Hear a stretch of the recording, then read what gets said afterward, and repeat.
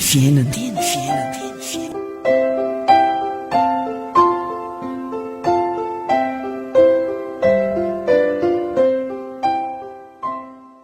Mifona aminao amin'ny foko rehetra aho, mamindrafo ho amiko araka ny teninao. Amen. Salamo 7:100 ny 9:20. Mahafinaritra ny mamaky ny salamo soratan'ity mpanoratra anankiray ity ry havana. Sady tononkira-panahy moa ny salamo fa hampatsahivana antsika ihany.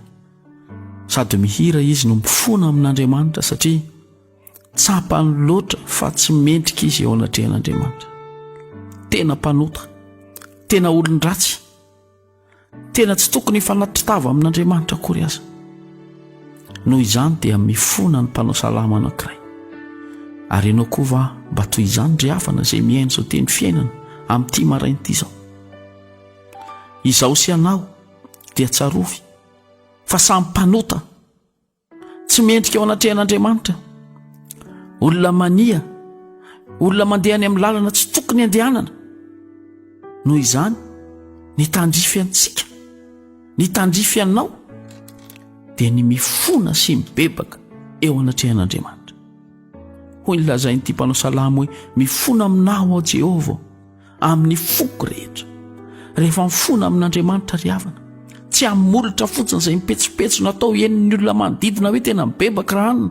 Tsy izay, fa ny fony tena andrasan'Andriamanitra hibebaka. Ny ao am-ponao ao na dia tsy miloka aza dia hitan'Andriamanitra io. Hitan'Andriamanitra hatrany amin'ny bitika indrindra, araka ny tenin'Andriamanitra hoe izao ny mpandinika ny fo sy mpamantatra ny voa. Vao tsy miainga akory hiteny ianao dia efa fantatr'Andriamanitra ny eo ampo. Fa androany dia tarihan'ny tenin'Andriamanitra ianao. Tena hitodika Andriamanitra, hitodika amin'Andriamanitra amin'ny fonao rehetra tokoa, amin'ny fanahinao rehetra, ka hatsiaro amin'izao ora sy fotoana izao ry havana. Mivavaha amin'Andriamanitra mikipi. Tsarovy izay ratsy rehetra vitanao teo anatrehan'Andriamanitra na dia ny omaly fotsiny ary. Tsarovy izay fanalam-baraka nataonao an'Andriamanitra, fanevatevana nataonao an'Andriamanitra, izay fitondran-tena mahamenatra nataonao teo anatrehan'Andriamanitra. Tsarovy amin'izao ora sy fotoana izao ka mitodia amin'i Jehova. Amin'ny fonao feno fiekekeloka, feno fanekena fa tena ratsy eo anatrehan'Andriamanitra, ary mifona aminy fa miaino anao izy, miaino ny feo anao izy. Andriamanitra ane dia niteny foana hoe izay manantona tsy mba ho laviko mihitsy. Izao izy ninitsy injery ny andro tsy fahalalanao fa ankehitriny kosa mandidy anao hibebaka. Tsy mba tofo Andriamanitra ry havana ka hitahiry ny elokao, tsy mba olombelona tahaka anao izy ka mpanamafo tsy mpanao folentika, tsy manana an'izany ny toe-pon'Andriamanitra. Ary arao taon'ny fotoana izay mbola havelomanao, hiverenanao amin'i Jesosy Kristy, hibebahanao marina tsy amin'ny fihetsarambelatsy amin'izao ora sy fotoana izao.